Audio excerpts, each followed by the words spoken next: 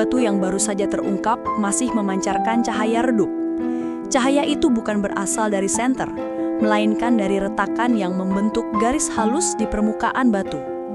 Seakan-akan cahaya itu berasal dari dalam tubuh bangunan itu sendiri. Edgar berdiri di sisi Alex, memperhatikan makna simbolis dari setiap kilau yang muncul.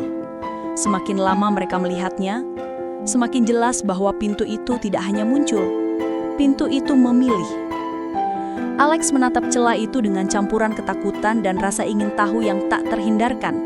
Seumur hidupnya, ia tidak pernah merasa bahwa sesuatu di dunia ini terikat padanya. Tetapi kini, untuk pertama kalinya, bangunan tua ribuan kilometer dari rumahnya merespons kehadirannya. "Edgar," bisiknya, "apa yang membuat pintu ini hanya muncul saat aku menyentuh segel ini?" Edgar memandang pecahan segel di tangan Alex. Karena segel itu bukan benda, itu kunci biologis, sesuatu yang diwariskan. Alex meremas pecahan itu sedikit. "Aku tidak siap menerima semua ini." Tidak ada yang pernah siap. Warisan bukan soal persiapan, ini soal panggilan. Cahaya dari celah pintu berdenyut pelan, seperti detak jantung. Ketika pintu akhirnya membuka lebih lebar, bunyi batu menggeser seperti geraman makhluk purba memenuhi ruangan itu. Alex dan Edgar mengangkat senter dan masuk dengan hati-hati. Udara di dalam ruangan jauh lebih dingin, seolah bukan bagian dari dunia yang sama. Dindingnya dipenuhi panel batu dengan ukiran-ukiran yang menggambarkan 3 simbol utama yang telah sering mereka lihat. Spiral, segitiga ganda, dan tangan kiri. Namun kali ini, ukirannya jauh lebih dalam dan presisi. Hampir seperti dipahat oleh seseorang yang tahu setiap makna garisnya. "Tempat ini bukan ruang ritual," ujar Edgar pelan. "Ini ruang arsip, bukan arsip biasa, arsip kepercayaan." Di tengah ruangan terdapat meja batu dengan gulungan-gulungan tua yang disusun rapi, seolah seseorang pernah menempatkan semuanya dengan hati-hati agar tetap aman dari waktu. Alex menyentuh salah satunya, dan gulungan itu langsung bereaksi dengan kilau tipis di permukaannya. Seperti mengenalinya. Ia membuka gulungan itu perlahan. Di dalamnya tertulis, "Hail of Light, the path of Manus Sinistra begins with acceptance." Alex menegakkan tubuhnya. "Path, jalur. Jalur apa?" Edgar membaca lebih dekat. "Jalur inisiasi." Sepertinya Lux Mortis percaya bahwa seorang pewaris tidak hanya dilahirkan, tetapi harus menjalani serangkaian pengenalan. Aku menghela napas panjang. Dan babak pertama sudah dimulai saat pintu ini terbuka. Di bagian belakang ruangan, mereka menemukan pintu kecil lain. Lebih rendah, lebih sempit, hampir seperti akses pemeliharaan. Alex menyalakan senter dan mendorong pintu itu. Ruangan kecil di dalamnya dipenuhi lembaran kertas tua dan peta kuno yang menempel di dinding batu. Warna tinta di peta itu sudah pudar, tetapi garis-garisnya masih bisa dibaca. Edgar memisahkan salah satu peta dan memeriksanya.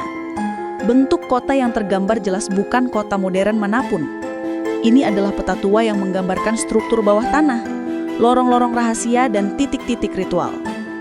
Alex menunjuk salah satu simbol spiral di pojok peta. "Ini sama seperti yang kita temukan di gudang pertama." Edgar mengangguk. "Ini ruta mereka. Jalur yang mereka gunakan untuk berkomunikasi tanpa terlihat. Dan semuanya berpusat pada satu titik, Manus Sinistra." Alex memicingkan mata. "Ada teks kecil di bawah spiral ini." Edgar mengangkat senter untuk melihat lebih jelas. Teks itu berbunyi, "The chosen will walk where the unseen gather." Alex menelan ludah. Tempat yang tidak terlihat. Tempat yang hanya bisa diakses oleh orang-orang tertentu. Tempat di mana mereka menunggu, tambah Edgar. Ruangan terakhir jauh lebih besar dari 2 ruangan sebelumnya. Dingin di ruangan itu semakin kuat, seolah udara lama membeku di sana selama ratusan tahun.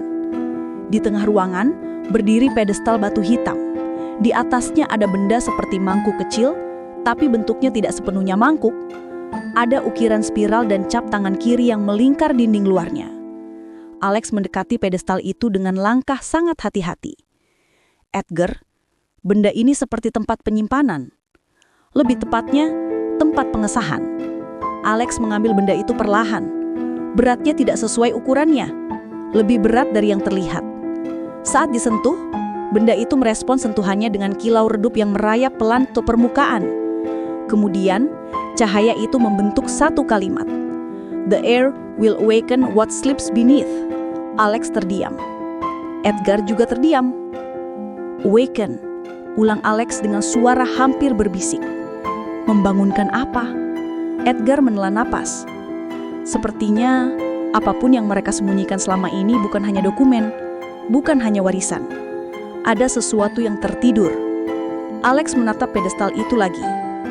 Dan mereka menginginkan aku yang membangunkannya. Sebelum mereka sempat mendiskusikan lebih jauh, suara lembut seperti gerakan udara mengalir dari pintu belakang ruangan. Edgar menoleh kepat. Alex memegang benda itu erat. Tubuhnya menegang. Dari balik bayangan, sosok tinggi yang mereka lihat di bab 4 dan 5 muncul untuk ketiga kalinya. Tidak tergesa, tidak ragu. Simbol spiral 3 segitiga di dadanya bersinar dalam pantulan cahaya senter. Kali ini sosok itu mengangkat kedua tangannya perlahan, tangan kanan dan tangan kiri, lalu merentangkannya seolah menandai sesuatu. Alex menahan napas. Sosok itu berbicara. The light is waking, and the air stands at the door of what must return. Edgar melangkah satu langkah, namun sosok itu menggelengkan pelan, memberi isyarat bahwa kata-katanya bukan untuk Edgar. Lalu dengan suara lebih rendah dan khusus, the light is waking, and the air stands at the door of what must return. It begins when you accept it. Hair of Manu Sinistra. Setelah itu sosok itu menghilang seperti bayangan yang ditelan kembali oleh gelap. Alex berdiri di tengah ruangan memegang benda yang bersinar di tangannya. Dan untuk pertama kalinya, ia merasa bahwa dirinya tidak lagi hanya mengikuti jejak, tetapi menjadi pusat dari sesuatu yang jauh lebih besar. Sesuatu yang baru saja mulai bangkit.